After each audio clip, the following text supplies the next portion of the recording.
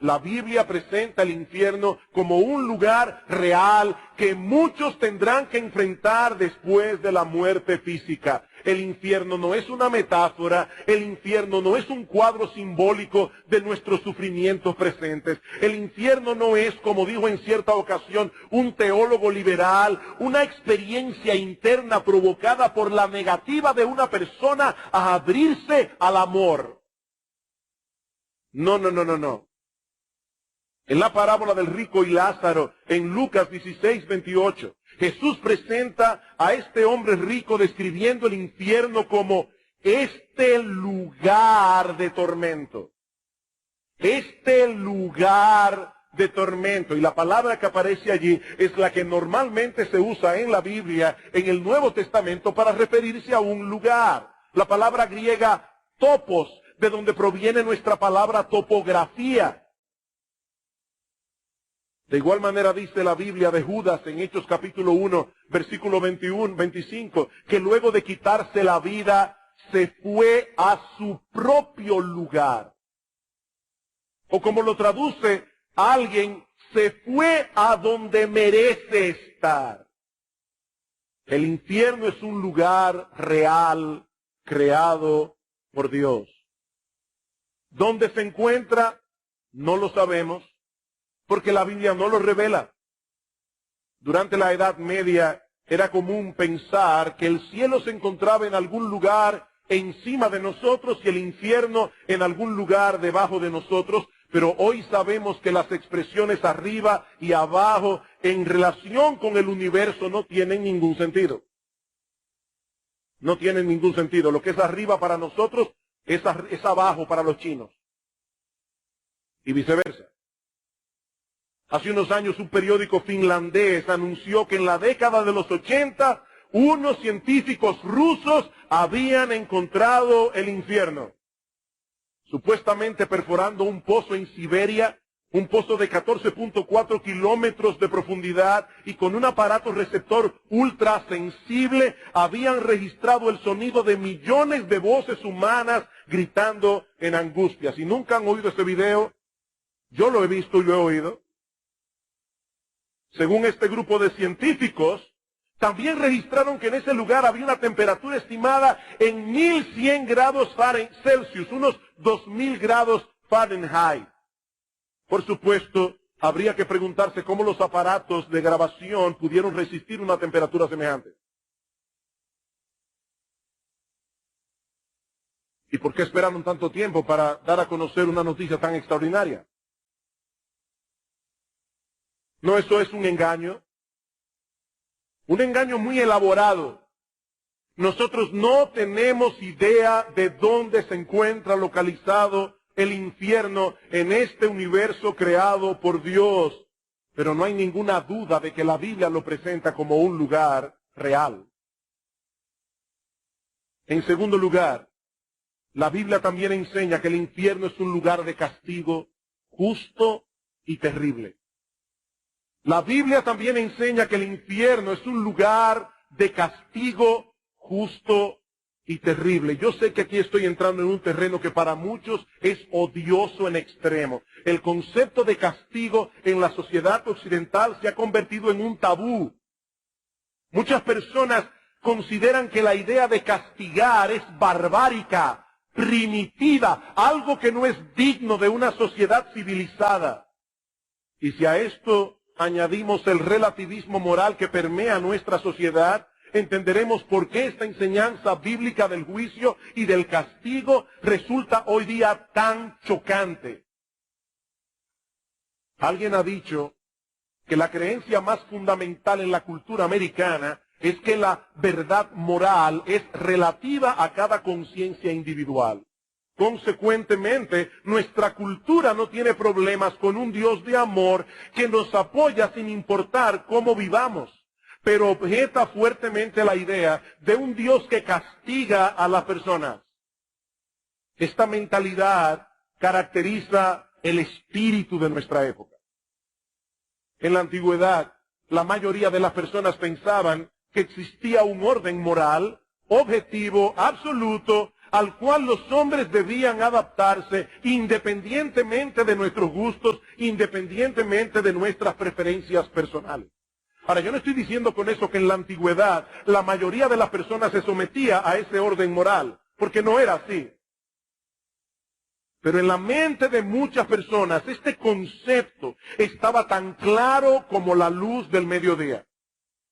Pero entonces llegó la ciencia moderna en el siglo XVI, irónicamente promovida en un principio por la idea de que un Dios racional había creado el universo y que había dado al hombre la capacidad de aplicar su razón para entender ese universo racional.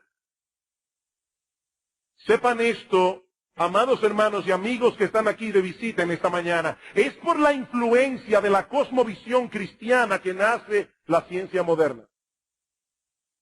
Pero poco a poco comenzó a desarrollarse en el hombre moderno la mentalidad de que la ciencia era el único medio para poder conocer con certeza las cosas. Lo que no se puede probar por la ciencia no se puede conocer. Y muchos llegaron a pensar también que la ciencia podía aplicarse para transformar el orden natural a nuestra conveniencia. De manera que ya no tenemos que controlar nuestros deseos para que encajen con la realidad. No, ahora podemos transformar la realidad para que encaje con nuestros deseos. En otras palabras, ya no hay un orden moral preestablecido al que debemos someternos. No, ahora corresponde a cada individuo o a cada conglomerado social decidir lo que está bien, decidir lo que está mal. Pero imagínense a una persona que ha comprado esta religión, porque es una religión. Imagínense a una de estas personas religiosas que ha comprado esta filosofía y que opina, por ejemplo, que el sexo fuera del matrimonio es perfectamente apropiado porque el sexo es una inclinación natural en el hombre.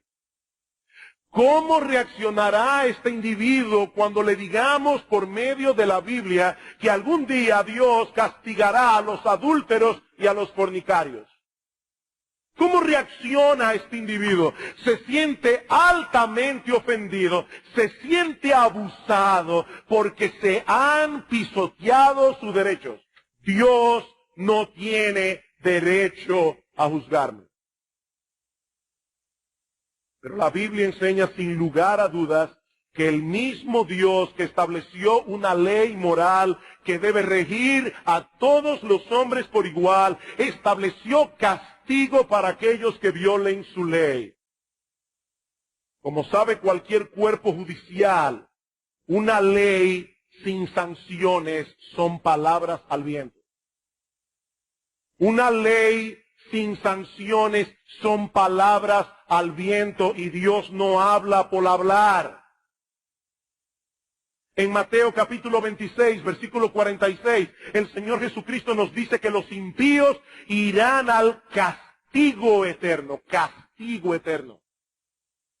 Y en 2 Tesalónica capítulo 1, versículo 9, Pablo dice que los que no conocieron a Dios ni obedecieron el evangelio de nuestro Señor Jesucristo sufrirán pena de eterna perdición. Allí será el lloro y el crujir de dientes, dice el Señor. El infierno es un lugar de sufrimiento y miseria.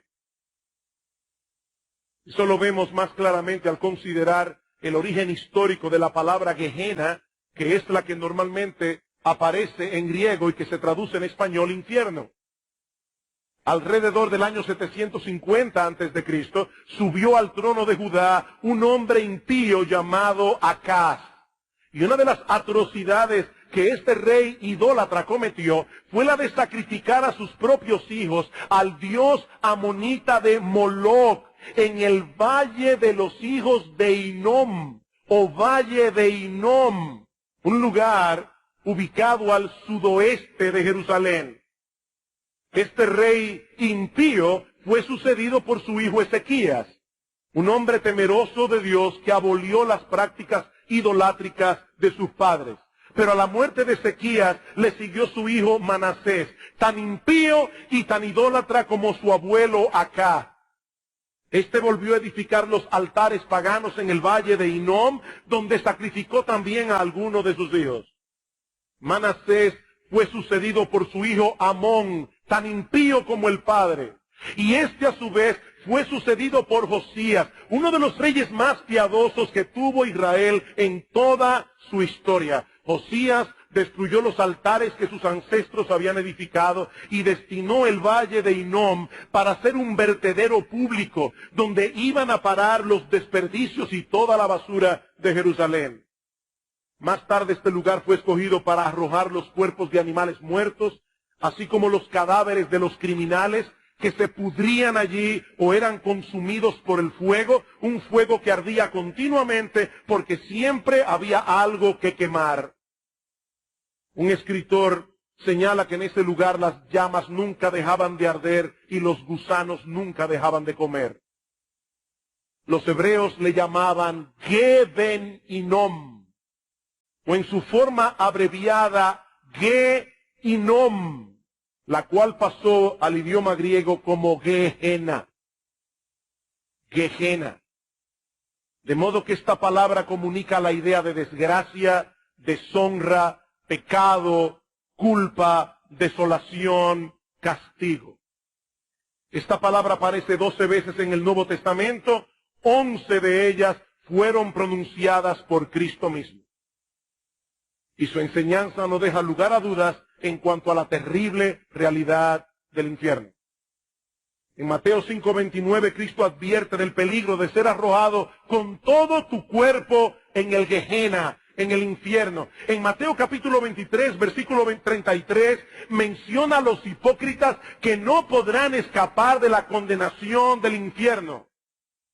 Cuando envió a los 12 discípulos a predicar el Evangelio y sabiendo de antemano que habrían de enfrentar muchas dificultades y muchas persecuciones, Cristo les dice: no temáis a los que matan el cuerpo, mas el alma no pueden matar. Temed más bien a aquel que puede destruir tu cuerpo y tu alma en el Gehenna, en el infierno. En otra ocasión se refirió al Gehenna como el lugar donde el gusano de ellos no muere y el fuego nunca se apaga. Y aunque algunas de estas descripciones son metafóricas, eso no suaviza la realidad del infierno, sino que la recrudece. Porque la realidad siempre será peor que aquello que se usa como una simple comparación. El infierno es un lugar de castigo justo y terrible. Como vimos la semana pasada, la Biblia nos revela un Dios perfectamente bueno, pero también como un ser perfectamente santo, perfectamente justo, un Dios que de ningún modo tendrá por inocente al malvado, un ser que es indiferente a la maldad, que es indiferente a la injusticia, no es bueno en ningún sentido. Si nuestro Dios no es un Dios justo, entonces sería el diablo. Y como criaturas creadas a su imagen y semejanza, todos nosotros aquí podemos entender ese concepto, por más que algunos se empeñen en sacarlo de sus mentes y de sus conciencias. Nosotros fuimos creados a la imagen de Dios y tenemos un sentido moral en nuestro corazón. Tenemos una conciencia que nos dice a voz en cuello que el mal debe ser castigado y lo justo debe ser recompensado. Ese es un principio elemental de justicia. Como yo decía hace un momento, las leyes sin sanciones son palabras al viento. Y cuando es Dios el que castiga, ese castigo será justo, absolutamente justo. El juicio de Dios, dice Pablo en Romanos 2, es según la verdad. Nadie recibirá un poco más de lo que merece, pero tampoco ni un poco menos. Es por eso que la Biblia enseña claramente que en el infierno no todos sufrirán el mismo grado de castigo. En el infierno habrá diferentes grados de castigo. Dice en Lucas capítulo 12, versículo 47, aquel siervo que conociendo la voluntad de su Señor no se preparó recibirá muchos azotes, mas el que sin conocerla hizo cosas dignas de azote Será azotado, pero poco, porque todo aquel a quien se le haya dado mucho, mucho se le demandará, y al que mucho se le haya confiado, más se le pedirá. El castigo será proporcional al conocimiento y a las oportunidades. Es a la luz de esa realidad que Cristo pronunció un juicio tan severo contra las ciudades de Betsaida, de Corazín, de Capernaum. Dice que comenzó a reconvenir a las ciudades en las cuales había hecho muchos milagros, porque no se habían arrepentido. Estas personas tuvieron a Cristo allí, predicando el Evangelio y mostrando su poder a través de milagros, y aún así no se arrepintieron. Dice Cristo: ¡ay de ti, Corazín! ¡Ay de ti, Betsaida! Porque si en Tiro y en Sidón se hubieran hecho los milagros que han sido hechos en vosotras, tiempo ha que se hubieran arrepentido en silicio y ceniza. Por tanto os digo que en el día del juicio será más tolerable el castigo para Tiro y para Sidón que para vosotras. Tiro y Sidón eran dos ciudades reconocidas por su idolatría. Y dice el Señor: el castigo para los idólatras será más tolerable que el castigo que recibirán aquellos que conocían el mensaje del Evangelio y aún así lo pisotearon. ¡Ay de ti, Capernaum, que eres levantada hasta el cielo! Hasta el Hades serás abatida. Porque si en Sodoma se hubieran hecho los milagros que han sido hechos en ti, habrían permanecido hasta el día de hoy. Por tanto os digo que en el día del juicio será más tolerable el castigo para Sodoma, una ciudad llena de homosexuales, una ciudad llena de lesbianas. El castigo para esos homosexuales y para esas lesbianas será más tolerable que el castigo que recibirán aquellos que pisotearon el Evangelio de Jesucristo, habiéndolo conocido. Esa es la enseñanza de Cristo. Hablando a los líderes religiosos de su tiempo, hombres que tenían mucho conocimiento de la Biblia, pero lo usaban engañosamente para fines egoístas. Y Cristo les dice: ay de vosotros, escribas y fariseos hipócritas, porque devoráis las casas de las viudas y como pretexto hacéis largas oraciones. Por esto recibiréis mayor condenación. Mayor condenación. Todos serán castigados. El infierno es horrible para todos, pero no todos lo serán en el mismo grado. Mayores privilegios traen mayor responsabilidad. Y ya me imagino a alguien pensando: pero pastor, si esto realmente es así, me hubiera convenido más nunca haber oído el Evangelio. No, mi amigo, ese es un razonamiento totalmente equivocado. Por un lado, como yo decía hace un momento, todos serán castigados, porque la ignorancia de aquellos que nunca han oído el Evangelio es una ignorancia relativa, no absoluta. Ese es el argumento de Pablo en Romanos capítulo 1, versículos 18 en adelante. Pablo dice que aún esos paganos que nunca tuvieron en sus manos una Biblia, tales paganos conocen a Dios. ¿Cómo lo conocen? Porque las cosas hechas por Él, su eterno poder y deidad, se hacen claramente visibles por medio de las cosas hechas, de modo que no tienen excusas. Dios es un artista que quiere ser conocido y puso su firma de artista al pie de su obra. Por donde quiera que mires, verás un testimonio de la gloria de Dios. No es una ignorancia relativa, por eso no son inocentes, son culpables. Alguien se preguntaba qué va a pasar con los pobres inocentes de África que nunca han oído el Evangelio. Y R.C. Sproul responde muy sabiamente: los pobres inocentes de África no serán condenados porque Dios no castiga a los inocentes. Ahora la pregunta es si hay algún inocente en África. Pablo dice que no. Todo hombre sabe que Dios existe. Claro que psicológicamente muchas personas se convencen de lo contrario. Pero Pablo dice: habiendo conocido a Dios, no le glorificaron como a Dios. ¿Saben qué pasa, mis amados hermanos y amigos que están aquí en esta mañana? Nadie puede vivir como si Dios no existiera. Eso es imposible. Cada vez que una persona grita airada, esto no es justo, sin saberlo, está reconociendo que existe un estándar de justicia al que todo el mundo debería someterse.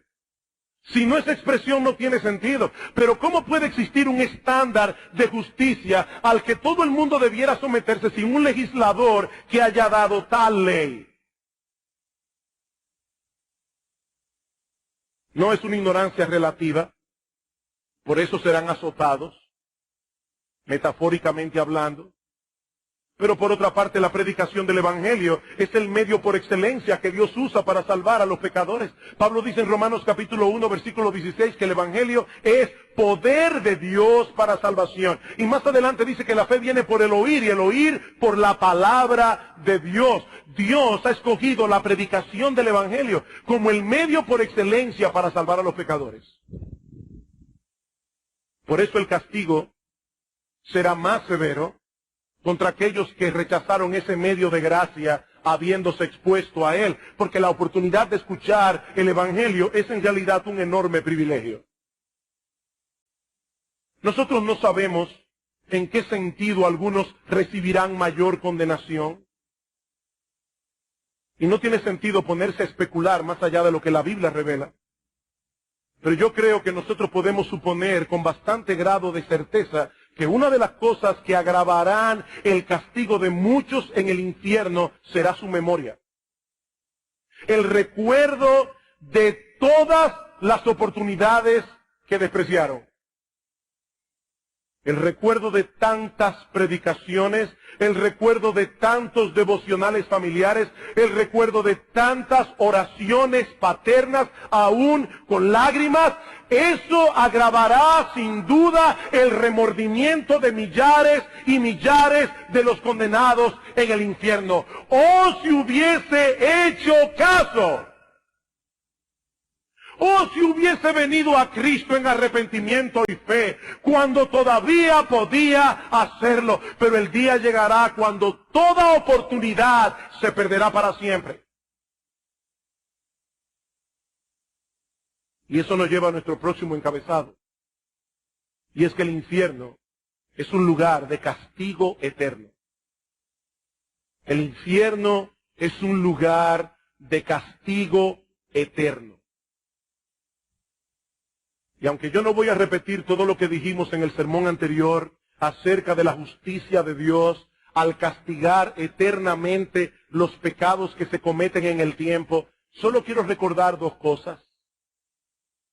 Primero, que los crímenes que no se castigan, que los crímenes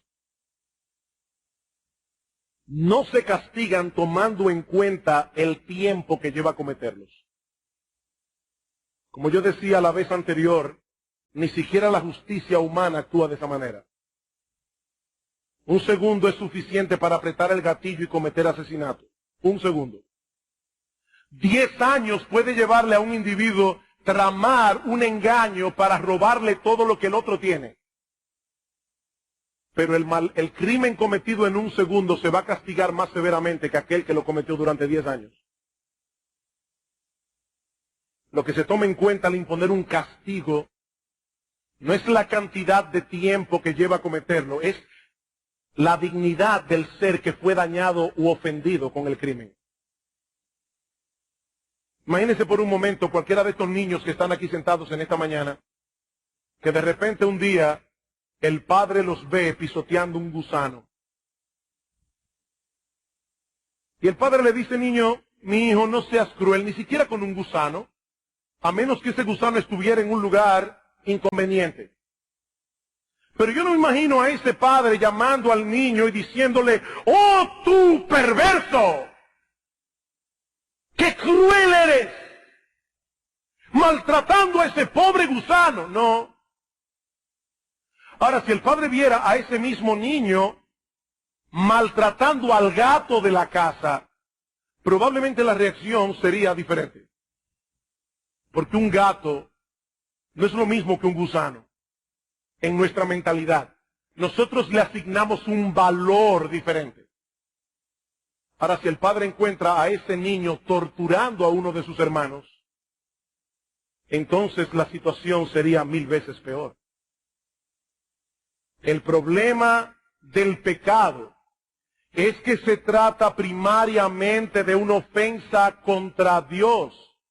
Y Dios es infinitamente digno de ser adorado, infinitamente digno de ser obedecido. Todo pecado que el hombre comete contra Él merece una pena infinita. Todo pecado.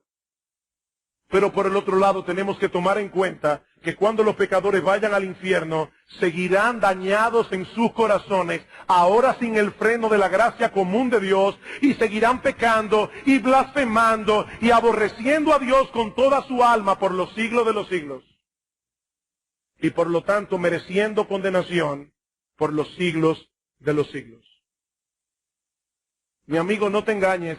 Si hay algo que la Biblia enseña con toda claridad, es que el castigo del infierno es eterno. Cuando dice Cristo en Marcos capítulo 9, versículo 46, que en ese lugar el gusano de ellos no muere y el fuego nunca se apaga, es obvio que se está refiriendo a un castigo que nunca termina y a un castigo que se sufre de manera consciente. Nosotros no sabemos a qué se refiere Cristo cuando habla del gusano, porque evidentemente no se está refiriendo a gusanos reales. Es una metáfora. Por eso dice el gusano de ellos. Y muchos teólogos entienden que se refiere a la conciencia. Esa conciencia corroyendo al pecador por los siglos de los siglos. En el texto de Mateo 25:46, que ya hemos citado varias veces, Cristo dice que tanto los impíos como los justos arribarán a un destino eterno. Tanto el uno como el otro. Los primeros a un destino de condenación y castigo. Los segundos a un destino de vida y de bienaventuranza. Pero tan eterno es un destino como el otro. En el texto que leímos en 2 Tesalónica 1:9, Pablo dice, sufrirán eterna perdición. El profeta Daniel nos dice que los condenados sufrirán vergüenza y confusión perpetua. En 2 de Pedro 2:4 se habla de prisiones eternas. En el versículo 7 de Judas se habla del castigo del fuego eterno. Y en el versículo 13 de eterna oscuridad. Dios se empeñó en dejar señales claras de advertencias para que no hubiese ninguna duda al respecto. El castigo del infierno es eterno. Eterno. Nosotros no podemos ni siquiera comprender ese concepto. Eternidad. Y yo le pedí al Señor en esta semana, Señor, por favor, usa el mensaje de tu palabra para clavar esa palabra en el corazón de los inconversos aquí. Eternidad, eternidad, eternidad, por los siglos de los siglos. Hablando de los condenados en Apocalipsis capítulo 14, versículo 11, dice que el humo de su tormento sube por los siglos de los siglos. La misma expresión que se usa para hablar de Dios en Apocalipsis 4:9. Dice que Dios es el que vive por los siglos de los siglos, de manera que el tormento del infierno es tan eterno como Dios mismo. Sí, yo sé que algunas sectas pseudocristianas enseñan que los pecadores serán destruidos en un instante cuando sean arrojados al infierno. Y algunos dicen que lo que sube por los siglos de los siglos es el humo.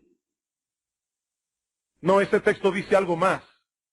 Dice, y serán atormentados, no tienen reposo de día ni de noche. No tienen reposo de día ni de noche. Queridos hermanos y amigos que están aquí en esta mañana, por más duras que suenen estas palabras, es imposible evadir la enseñanza de la Biblia al respecto. El infierno es una terrible realidad. Tan terrible que Dios el Hijo se hizo hombre para sufrir el infierno en la cruz del Calvario y así poder proveer al hombre salvación gratuita por medio de la fe. Pero aún hay algo más. Y es que el infierno fue preparado para el diablo, para sus ángeles y para todos aquellos que decidan seguir sus caminos. para todos aquellos que mueran con su puño alzado contra Dios. Alguien decía en un tono de burla blasfemo que el infierno estará lleno de gente interesante. El infierno estará lleno de gente interesante. Recuerdo en mis primeros días como cristiano predicando el evangelio en la universidad que un burlador me dijo algo similar. Y fulano va a estar en el infierno. Entonces fulana, tal actriz, estará en el infierno. Pues allí donde yo quiero ir. La Biblia lo plantea de otra manera. Mi amigo, la Biblia lo plantea de otro modo. Cristo habla del infierno como un fuego preparado para el diablo y sus ángeles. El infierno es un terrible lugar preparado especialmente para criaturas demoníacas. Ese es su destino. Y es interesante notar que esto es algo que los mismos demonios conocen. En cierta ocasión Cristo visitó una sinagoga y había allí un hombre endemoniado que de inmediato comenzó a dar voces diciendo: ¡Ah! ¿Qué tienes con nosotros, Jesús Nazareno? ¿Has venido para destruirnos? Y en una situación similar en Lucas capítulo 8, versículo 31, dice que los demonios le rogaban al Señor que no los enviase al abismo. Ellos conocen perfectamente cuál es el destino que les espera, pero como no tienen un átomo de bondad, tratan de llevarse consigo al mayor número de personas a través del engaño y de la seducción. De manera que ese horrible lugar que fue originalmente destinado, diseñado para el diablo y sus ángeles, recibirá en su seno a todos aquellos que decidan seguir los caminos del diablo en oposición a los caminos de Dios. Apocalipsis capítulo 21, versículo 8. El apóstol Juan viene describiendo lo que será la gloria del creyente en el cielo. Y dice en el versículo 7, el que venciere heredará todas las cosas y yo seré su Dios, él será mío, pero los cobardes, los incrédulos, los abominables, los homicidas, los fornicarios, los hechiceros, los idólatras y todos los mentirosos tendrán su parte en el lago que arde con fuego y azufre, que es la muerte segunda. He ahí las personas interesantes que encontrarán los impíos en el infierno. Todos los cobardes estarán allí, todos los incrédulos, todos los abominables y homicidas, todos los fornicarios, todos los hechiceros, todos los idólatras, todos los mentirosos. Y fíjense que esta profecía tan dura se encuentra precisamente en el lugar donde se habla del cielo. El cielo es un lugar donde los santos disfrutarán de la presencia especial de Dios por los siglos de los siglos. Es en ese contexto que se escribe Apocalipsis 21:8. El paraíso perdido en el huerto del Edén vendrá a ser el paraíso recobrado por la obra redentora de Cristo. Pero es precisamente esa presencia especial de Dios la que los pecadores rechazan con todas las fuerzas de su ser. Por eso decíamos el domingo pasado, citando a C.S. Lewis, que al final de cuentas solo hay dos tipos de personas en el mundo. Aquellos que dicen a Dios, hágase tu voluntad, y aquellos a quienes Dios dirá al final de sus días, hágase tu voluntad. Me rechazaste con todas las fuerzas de tu ser. Oíste mi llamado de gracia una y otra vez, Pisoteaste el Evangelio y con él la sangre preciosa de Cristo. Ahora que toda oportunidad se perdió, hágase tu voluntad. Eso fue lo que quisiste. Eso es lo que recibirás por los siglos de los siglos.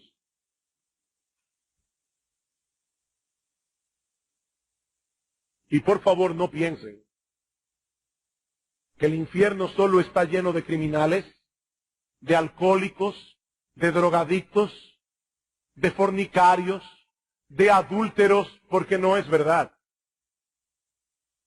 En el infierno habrá también mucha gente decente y moralista que por estar confiando en sus propias obras, por estar confiando en su propia justicia, también desecharon el Evangelio de gracia de nuestro Señor Jesucristo. ¿Recuerdan la palabra del apóstol Pablo en 2 Tesalonicenses capítulo 2, versículo 8? Pablo dice allí que los que no obedecieron a Dios, no conocieron a Dios, ni obedecen el Evangelio de nuestro Señor Jesucristo, sufrirán pena de eterna perdición. ¿Cuál fue el pecado allí? No recibir por fe el Evangelio de gracia. Por eso Cristo le dice a Nicodemo, un hombre decente, un hombre moralista, Nicodemo, el que no naciere de nuevo, no puede ver el reino de Dios. El que cree en el Hijo de Dios tiene vida eterna, dice en Juan 3:36, pero el que rehúsa creer en el Hijo no verá la vida. No importa qué tan decente, no importa qué tan popular sea en la alta sociedad. Cristo dice, el que oye mi palabra y cree al que me envió tiene vida eterna. Y no vendrá a condenación, mas ha pasado de muerte a vida. ¿Quiénes? Los que se guardan de adulterio, los políticos que no son corruptos, los que no roban lo que no les pertenece, no. Los que escuchan mi palabra y creen al que me envió. He ahí, en una forma bien resumida, algunas de las enseñanzas más importantes de la Biblia acerca del infierno. El infierno es un lugar real, el infierno es un lugar de castigo, el infierno es un lugar de castigo eterno, el infierno fue preparado para el diablo, para sus ángeles, pero también irán a parar allí todos aquellos que murieron en sus pecados, enemistados contra Dios. Indudablemente se trata de una doctrina difícil de asimilar, aún para nosotros los creyentes. Aún para nosotros los creyentes. ¿Saben por qué? Porque nosotros no tenemos un concepto adecuado de la horrible naturaleza y culpabilidad del pecado. Y mucho menos tenemos una idea, ni siquiera aproximada, de la magnificencia de la gloria de Dios. Como dice el teólogo Charles Hodge, somos jueces incompetentes para juzgar la penalidad que el pecado merece. Somos jueces incompetentes para juzgar la penalidad que el pecado merece. Alguien decía que si una persona tuviese un concepto adecuado del pecado, no se extrañaría de que Dios envíe pecadores al infierno. De lo único que se extrañaría es de que Dios lleve a pecadores perdonados al cielo. Si nosotros pudiéramos ver por un instante el infierno desde la perspectiva de Dios, ¿qué veríamos? Si nosotros pudiésemos ver el infierno desde la perspectiva de Dios, ¿qué veríamos? He aquí a un Dios glorioso, santo, todopoderoso, digno de toda gloria, de toda magnificencia. Y ese Dios decide crear. Y entre todas las criaturas que Él hace al hombre, y solamente al hombre, a su imagen y semejanza. Un ser que tiene intelecto, un ser que tiene emociones, un ser que tiene raciocinio, un ser que puede interpretar los hechos. Y Dios se encarga de hacer una creación lo suficientemente maravillosa como para que no hubiese dudas en cuanto al hecho de que fue Él que la hizo. Y le dio al hombre la capacidad de entender esa evidencia. Pero ese hombre también era un ser libre. Porque Dios hizo a un ser capaz de amar y un ser que no fuera libre, un ser que no tiene opción. Es una máquina, no es una persona.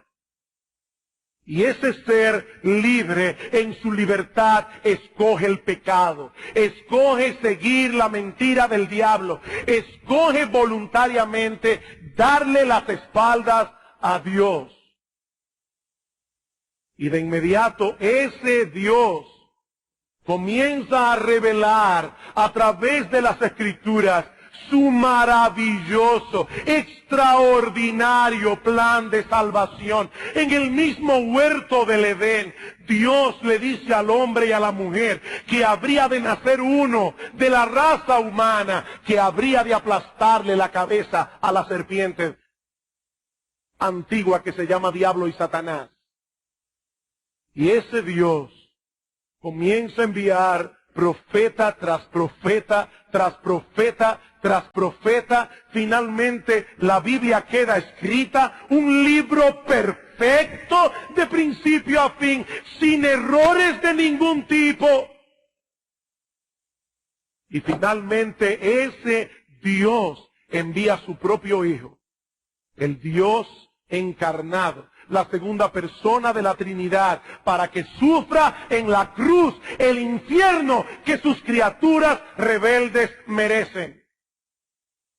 Y ahora ese Dios, durante 2000 años, ha estado enviando a sus siervos, muchos de los cuales han tenido que sufrir vergüenza, vejación, persecución, para predicar este glorioso evangelio, este glorioso mensaje de salvación. Y para colmo, Dios ha puesto en el corazón de cada hombre una conciencia, un tribunal moral. Y aún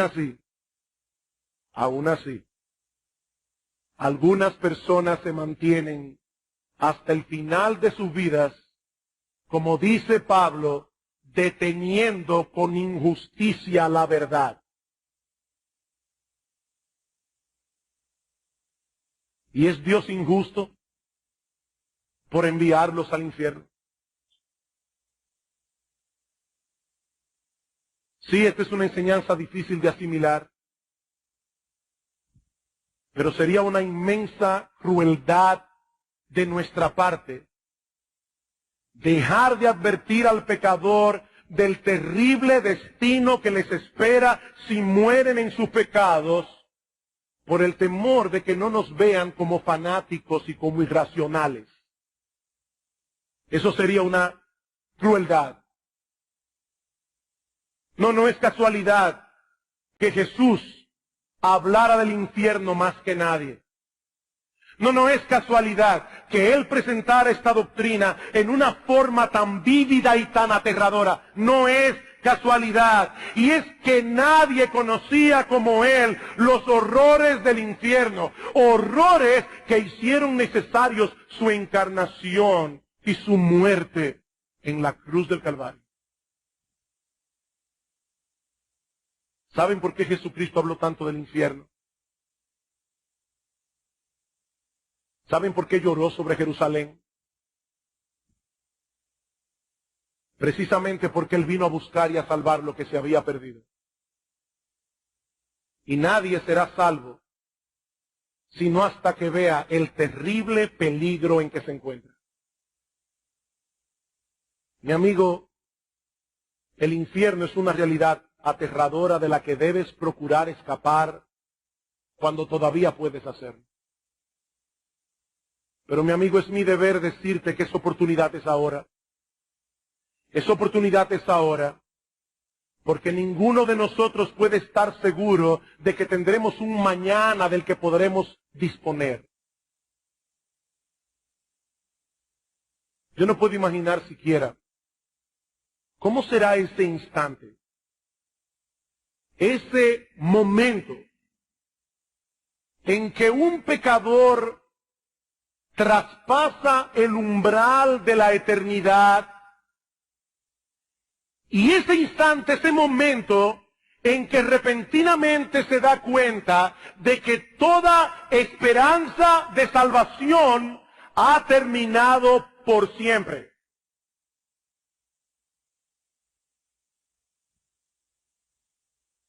¡Qué terrible!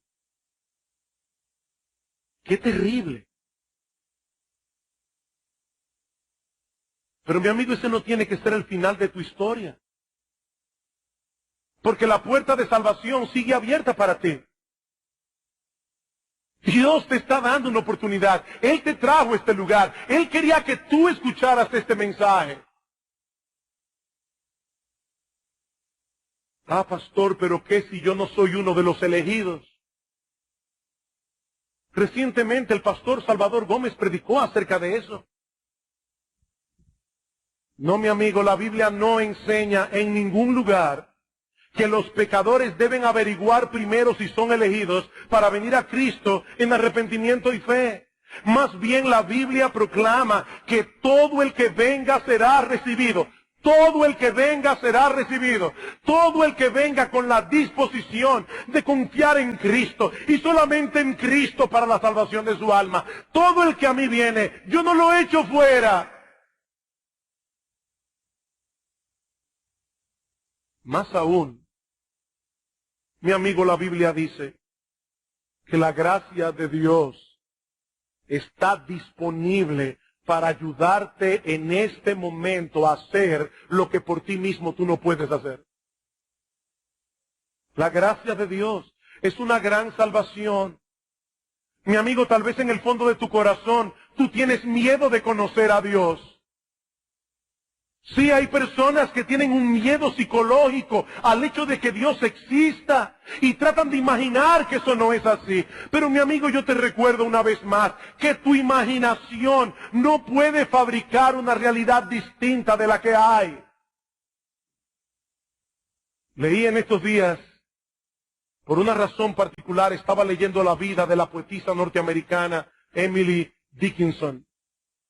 Me dio tanta pena, tanta tristeza. Nadie sabe finalmente en qué condición murió esta mujer. Pero ella fue criada en un hogar cristiano. Ella conocía la palabra de Dios. Y todavía más aún, ella sabía que la palabra de Dios era verdad. Pero hasta el fin de sus días no quiso reconciliarse con Dios porque no quería cederle la autoridad de su vida. Y muchos de los poemas de Emily Dickinson revelan esta lucha. Yo sé que es verdad, pero no quiero creer. ¿Sabes una cosa, mi amigo?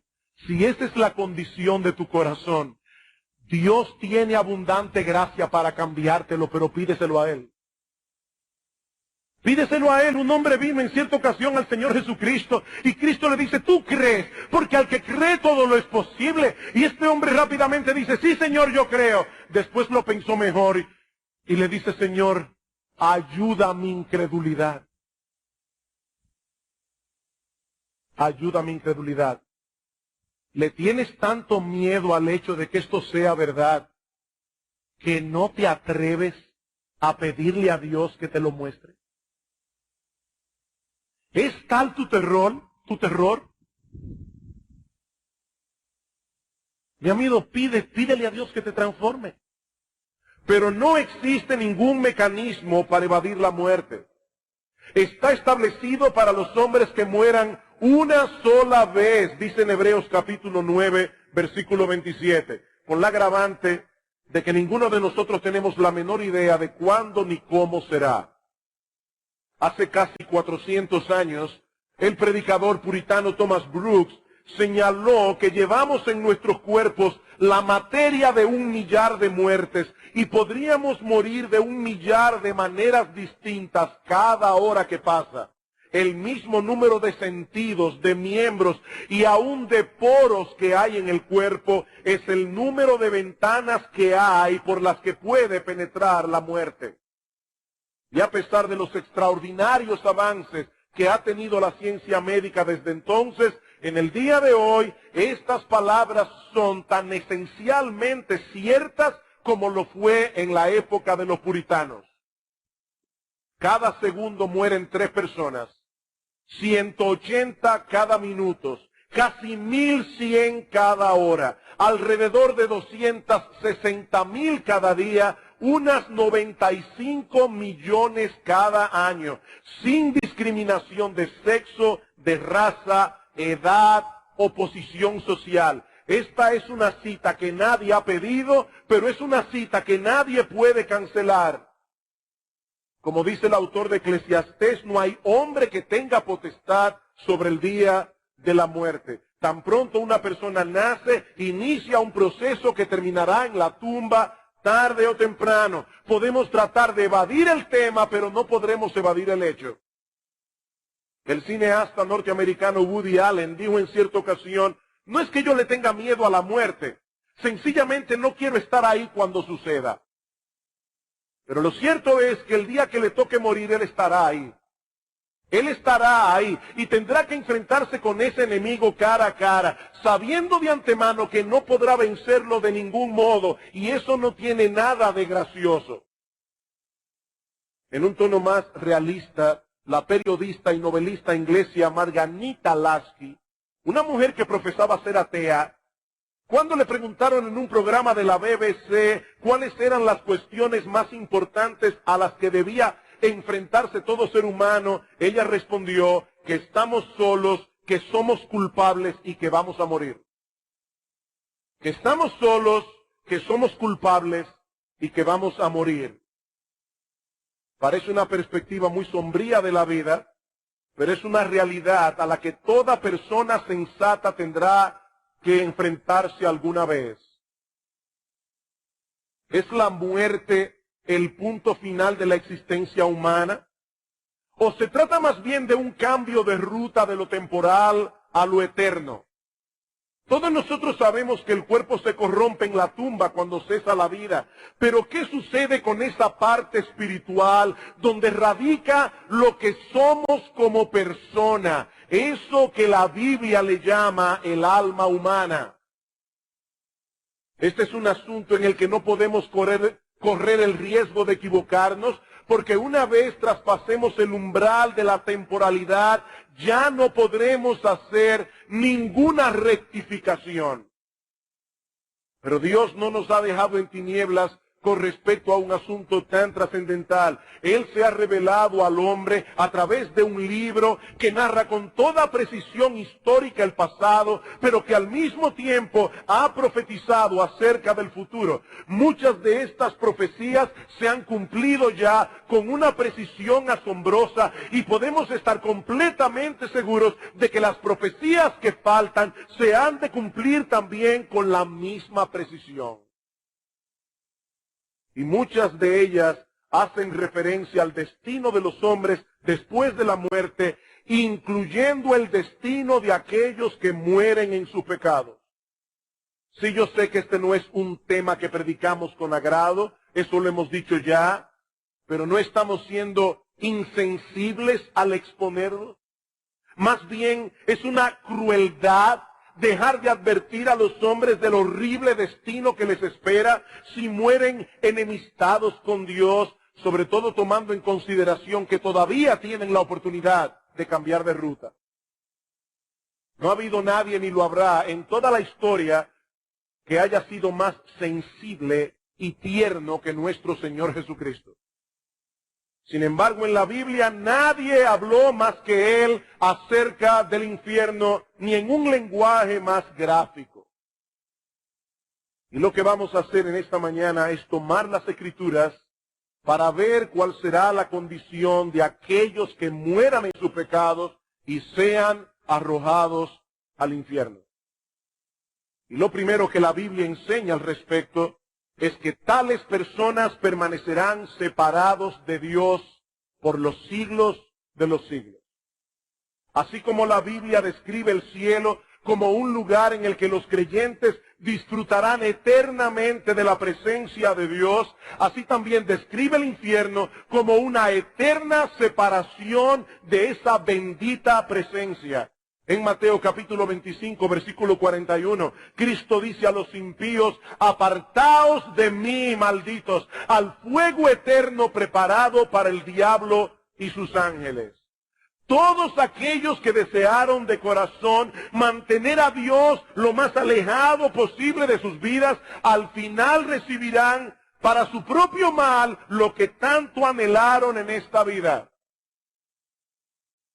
Pablo dice en 2 Tesalonicenses 1:9 que sufrirán pena de eterna perdición, excluidos de la presencia de Dios y de la gloria de su poder. Es por eso que la Biblia se refiere al infierno como un lugar de oscuridad. El infierno es un lugar de oscuridad porque Dios es luz. Y donde Dios no está, lo único que podemos esperar es tinieblas. En varias ocasiones Cristo se refirió al infierno llamándole las tinieblas de afuera, y hablando de aquellos que han decidido abandonarse a sus impulsos pecaminosos, Pedro dice que les está reservada la más densa oscuridad para siempre. A muchas personas no les causa ningún terror escuchar que el infierno es un lugar donde los hombres estarán eternamente separados de Dios. Y hasta es posible que algunos lo vean como un alivio. A mí no me interesa Dios. Yo no quiero tener ninguna cercanía con Él. Saber que lo voy a tener eternamente separado de mí, para mí es un alivio. Pero eso es porque no entienden que nadie vive en este mundo fuera de esa bendita influencia, que es lo único que hace vivible la vida del hombre en este mundo caído. En su discurso a los atenienses, Pablo les dice que Dios es quien da a todos vida y aliento y todas las cosas. Y más adelante, citando a un poeta ateniense, Pablo les dice que en Él nos movemos, vivimos y somos. ¿Saben qué significa eso? Que nadie puede permanecer vivo un solo segundo si no fuera por la obra preservadora de Dios, así como nadie podría experimentar ningún deleite en su vida a no ser por esa misma influencia. En otro discurso, esta vez en la ciudad de Listra, el apóstol Pablo les dice que Dios no se dejó a sí mismo sin testimonio, haciendo bien, dándonos lluvias del cielo y tiempos fructíferos, y ahora escuchen, llenando de sustento y alegría nuestros corazones. Y no olviden que Pablo está hablando aquí a una sociedad pagana, a una sociedad profundamente idolátrica. Y Pablo les dice que Dios llena sus corazones de alegría y de sustentos. Queridos hermanos y personas que nos visitan en esta mañana, la capacidad de disfrutar la vida es un don de Dios. La capacidad de disfrutar la vida es un don de Dios. Dice Santiago que toda cosa buena desciende de lo alto. El hecho de amar y ser amado es un don de Dios. El hecho de poder contar con buenos amigos es un don de Dios. El disfrute estético de un atardecer o de una obra de arte es un don de Dios.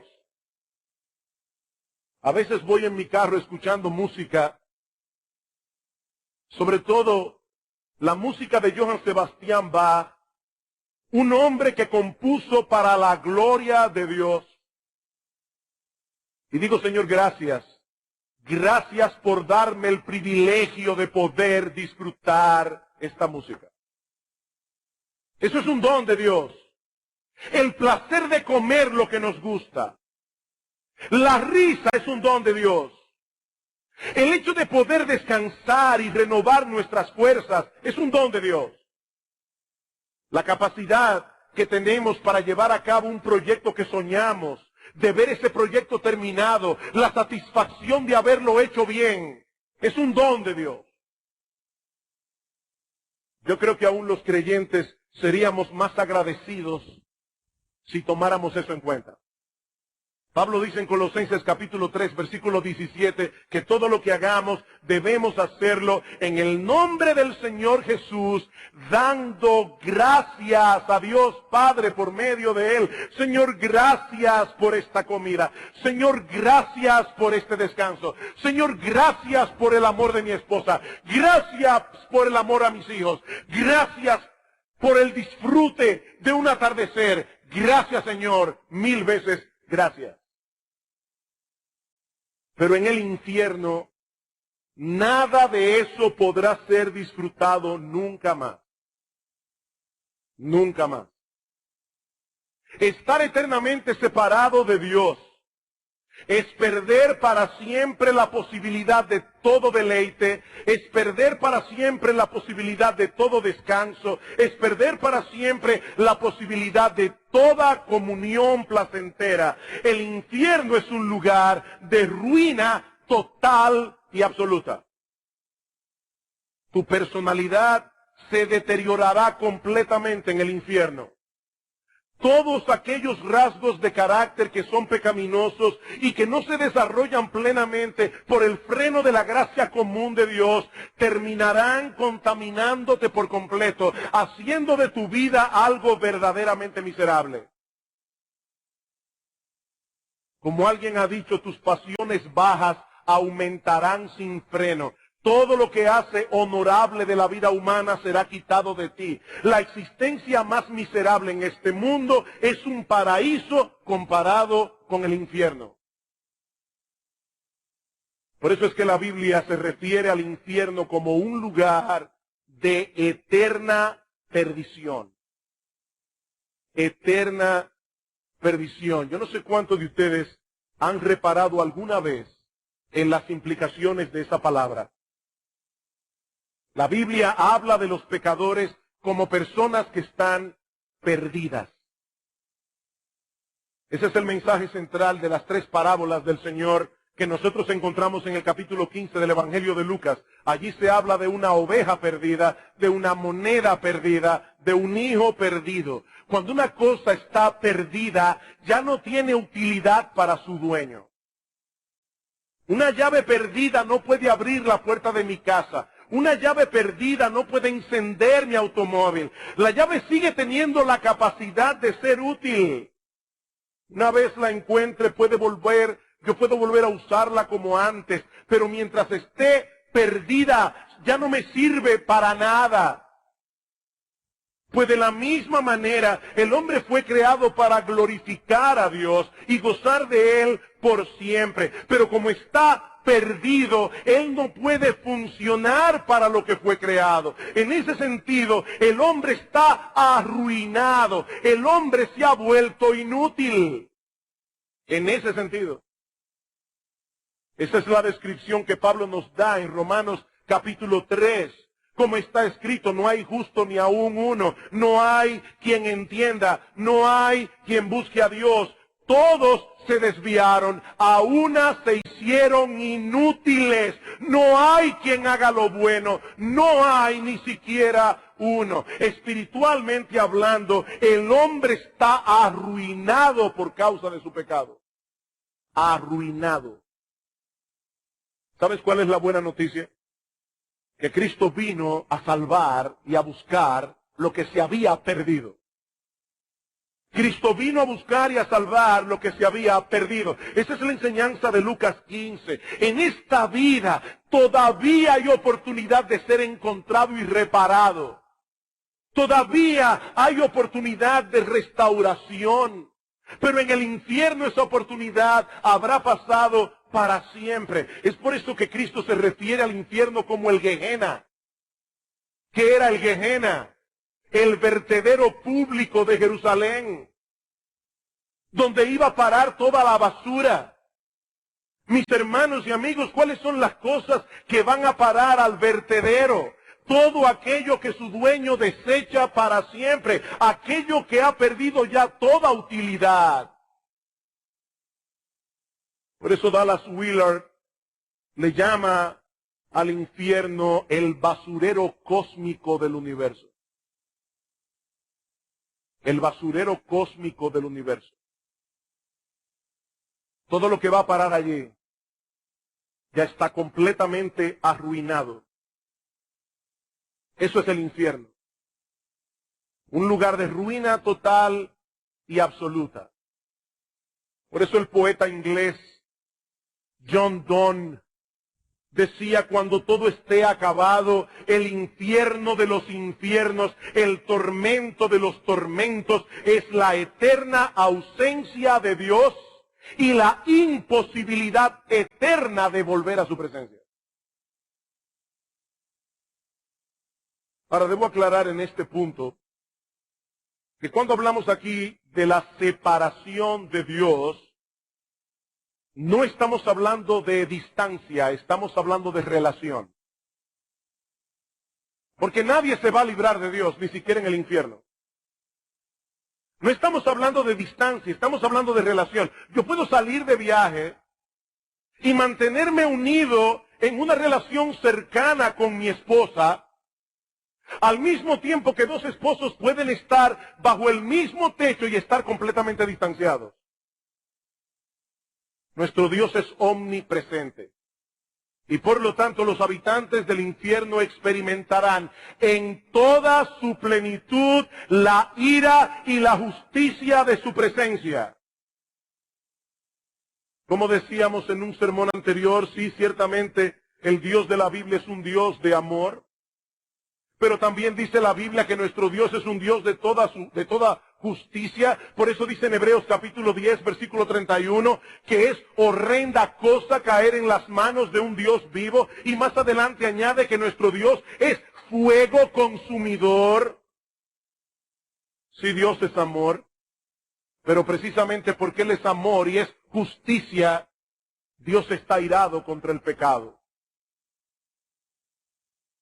Su amor y su justicia, por decirlo de alguna manera, son el combustible del ardor de su ira.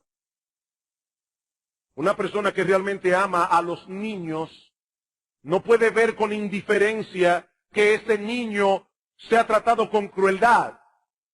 La intensidad de nuestra ira es directamente proporcional a la intensidad de nuestro amor. Y tanto el amor como la justicia de Dios no tienen límites. Como dijo Jonathan Edwards, en la eternidad todos estarán en la presencia inmediata de Dios. Todos, para unos eso será el cielo, para otros eso será el infierno.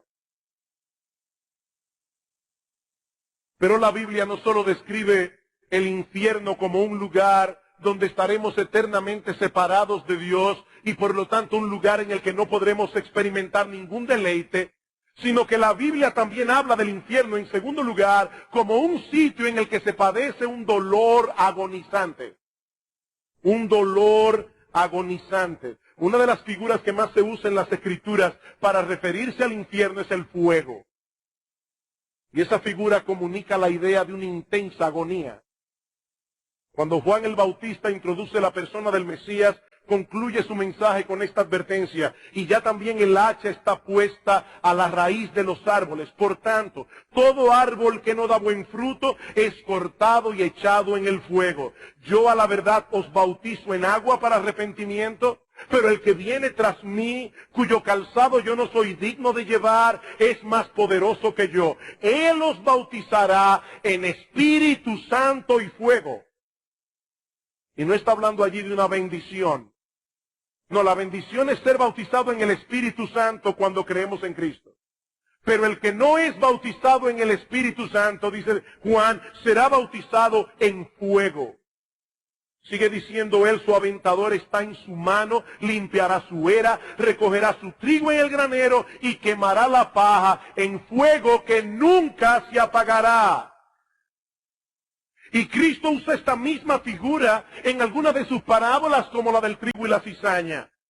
Dice en Mateo capítulo 13, versículo 40, de manera que como se arranca la cizaña y se quema en el fuego, así será el fin de este siglo. Enviará el Hijo del Hombre a sus ángeles y recogerán de su reino a todos los que sirven de tropiezo y a los que hacen iniquidad, y los echarán en el horno de fuego. Allí será el lloro y el crujir de dientes. Algunas personas preguntan si el fuego del infierno es simbólico o literal. Tratando con este asunto, John Blanchard dice lo siguiente. Supongamos por un momento que es simbólico. Supongamos que es simbólico. ¿Rebajaría eso el carácter traumático del infierno? En el contexto general de la comunicación, dice él, aquello que se representa mediante un símbolo siempre es mayor que el propio símbolo. En otras palabras, una metáfora nunca sobrepasa la realidad objetiva que intenta comunicar. Esta noche nosotros estaremos aquí celebrando la Cena del Señor y usaremos elementos simbólicos, el pan y el fruto de la vid, para hacer memoria del cuerpo partido en la cruz del Calvario, para hacer memoria de su sangre derramada. Pero la realidad que ese pan y ese fruto de la vid representan es 1000 veces más sublime. Pues de la misma manera, los símbolos que la Biblia usa para referirse al infierno apuntan hacia una realidad objetiva mucho peor. El infierno es un lugar en el que los hombres experimentarán una intensa agonía. El rico de la parábola en Lucas aparece en el Hades diciendo, estoy atormentado en esta llama. Es por eso que Cristo advierte, si tu mano o tu pie te es ocasión de caer, córtalo y échalo de ti. Mejor te es entrar en la vida cojo o manco, que teniendo 2 manos o 2 pies, ser echado en el infierno de fuego. Si tu ojo te es ocasión de caer, sácalo y échalo de ti. Mejor te es entrar con un solo ojo en la vida, que teniendo 2 ojos, ser echado en el infierno de fuego. ¿Está aconsejando Cristo aquí que nos cortemos literalmente la mano, los pies, o nos saquemos un ojo? Por supuesto que no. Lo que Él está proponiendo es una cirugía moral radical. Una cirugía moral radical. Apártate de todo aquello que pueda enredarte de tal manera en el pecado que termines perdiéndote por completo en el infierno. Ningún placer pecaminoso vale tanto la pena como para pagar un precio tan alto. Otra de las figuras que la Biblia usa para describir los tormentos del infierno es la del gusano. El gusano. Esta figura aparece por primera vez al final del libro del profeta Isaías. Dice, y saldrán y verán los cadáveres de los hombres que se rebelaron contra mí, porque su gusano nunca morirá, ni su fuego se apagará, y serán abominables a todo hombre. 800 años más tarde, el Señor Jesucristo se apropia de esta misma figura en Marcos capítulo 9, versículo 43. Y una vez más, la misma advertencia que vimos hace un momento. Si tu mano te fueres ocasión de caer, córtala. Mejor te es entrar en la vida manco que teniendo 2 manos ir al infierno, donde el gusano de ellos no muere y el fuego nunca se apaga. Ahora, ¿qué significa eso realmente? Bueno, puede ser que se trate de una figura que denota algo degradante, algo deshonroso, como ocurría con esos cadáveres de los muertos que eran dejados en batalla a la intemperie y eran comidos de gusano y luego eran quemados al fuego. Pero muchos comentaristas entienden que Cristo se está refiriendo aquí al tormento de la conciencia. El tormento de la conciencia. Tal vez es por eso que el Señor usa la expresión, el gusano de ellos.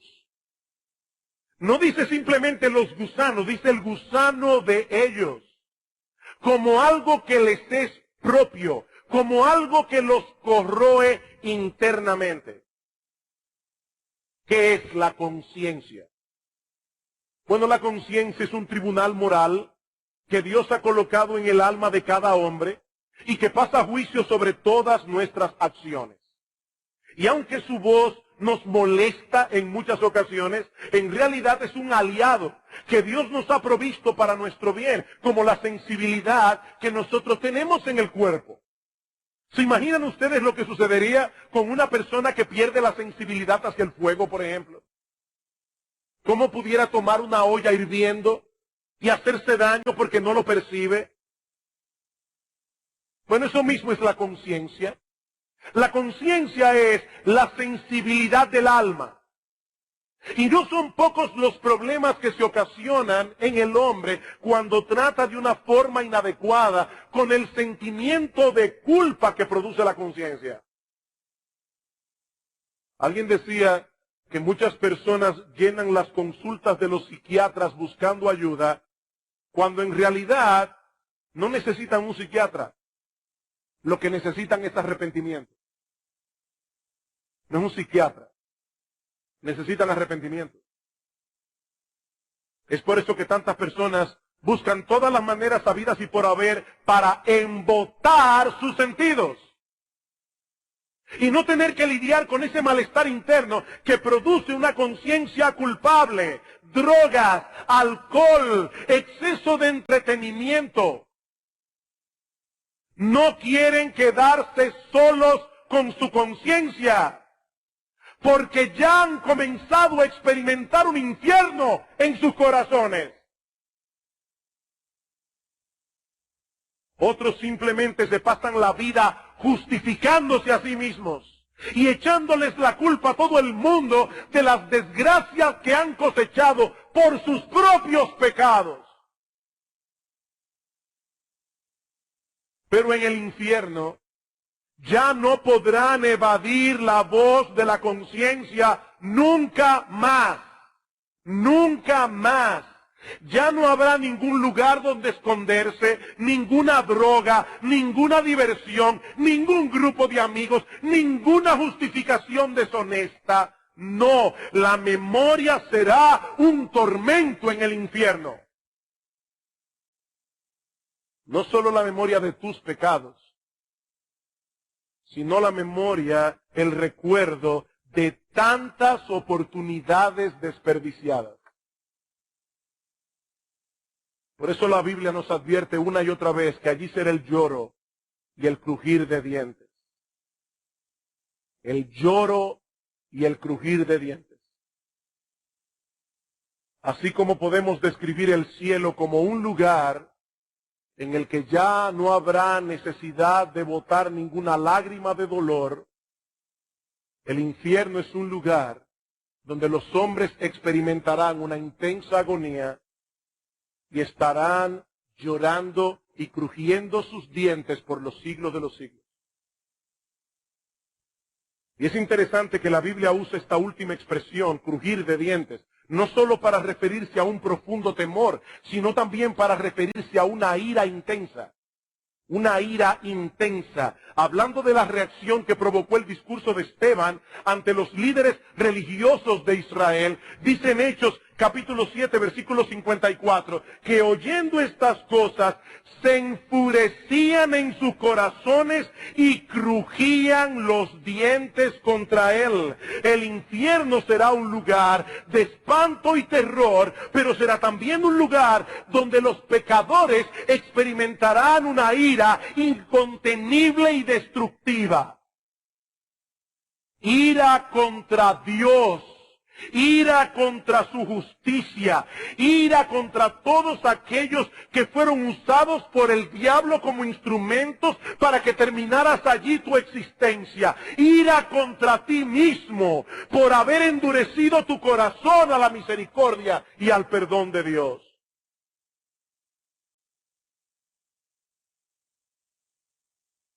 Finalmente, y en una forma mucho más breve, la Biblia también enseña que los tormentos del infierno no cesarán jamás. Que los tormentos del infierno no cesarán jamás. Y yo no voy a repetir aquí otra vez todos los textos que citamos el domingo pasado para probar este punto. Pero si hay algo claro en las Escrituras, es que el infierno es un lugar de castigo eterno. Eterno. Cristo dice en Mateo capítulo 25, versículo 46, que de la misma manera que los justos heredarán la vida eterna, así también los impíos sufrirán una condenación perpetua. Mi amigo, ese es el asunto que hace del infierno algo tan aterrador. La perspectiva de una existencia eterna en eterna condenación. Como dijo en cierta ocasión Jonathan Edwards, la eternidad es el aguijón del infierno. La eternidad es el aguijón del infierno. ¿Alguna vez te has desvelado durante la noche sin poder conciliar el sueño por horas y horas? Yo lo he experimentado. Y no es una sensación que anhelo ni me deleita. Y miras el reloj, anhelando que llegue la mañana, y haces el esfuerzo por no pensar en la hora, pero cuando vuelves a mirar al reloj, pensando que ha pasado mucho tiempo, apenas van 15 minutos desde la última vez que lo miraste. Imagínate esa misma experiencia por los siglos de los siglos, sabiendo de antemano que la mañana nunca llegará y tendrás una idea aproximada de lo que debe ser estar en el infierno. Es por esa razón que Cristo echó mano de las imágenes más crudas para advertir a los hombres acerca de ese horrible lugar. Este no es el tipo de cosas en los que nosotros queremos comportarnos en una forma políticamente correcta. No, este no es el momento para tratar de ser polite. No, mi amigo. Toda esta semana he estado buscando en mi mente las palabras y las frases más adecuadas para poder impactar tu corazón, para poder hacerte reaccionar por el poder del Espíritu Santo, que usa la predicación del Evangelio para despertar el corazón de aquellos que están durmiendo. Porque lo cierto es que si aún no has venido a Cristo en arrepentimiento y fe, estás en grave peligro. En grave peligro. Mi amigo, por amor a tu alma inmortal, por amor a ese aspecto de tu personalidad que no se pudrirá en el infierno, porque el alma es imposible de desintegrarse, por amor a esa alma inmortal, no tomes en poco las advertencias del Hijo de Dios. Porque es obvio que para él estas enseñanzas acerca del infierno no eran un mero ejercicio académico acerca de un tema interesante. ¿Quieres saber qué tan horrible debe ser esa realidad? Considera el hecho de que Dios, el Hijo, la segunda persona de la Trinidad, el Rey de Reyes, el Señor de Señores, el Creador y sustentador del universo, decidió asumir una naturaleza humana semejante en todo a la nuestra, pero sin pecado, para poder pagar en una cruz el rescate del pecador al precio de su propia vida.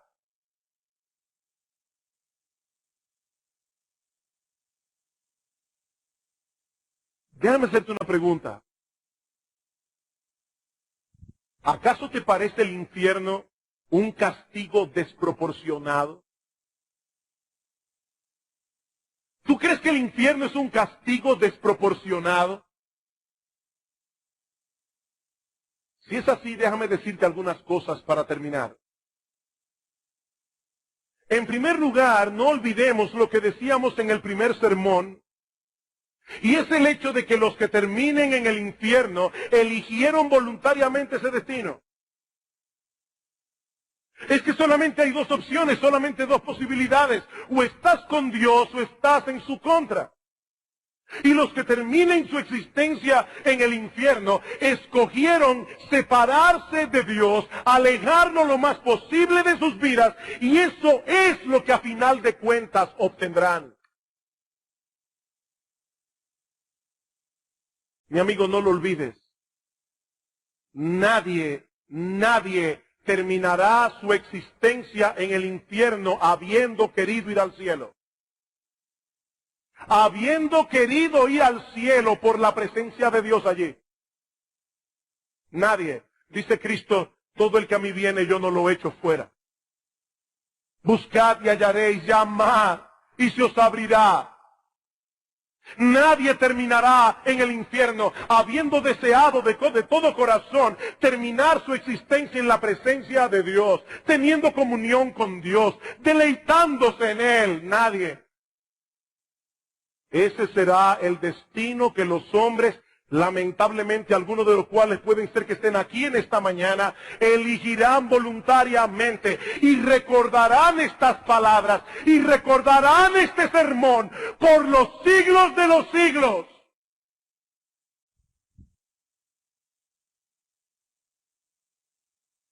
Por otra parte, nosotros nacimos en el mundo de Dios. Y por lo tanto, no estamos en posición de evaluar sus leyes. No estamos en posición de evaluar las sanciones que Dios le impone a aquellos que violen sus leyes. Nuestra única opción es someternos a Él. Someternos a sus preceptos.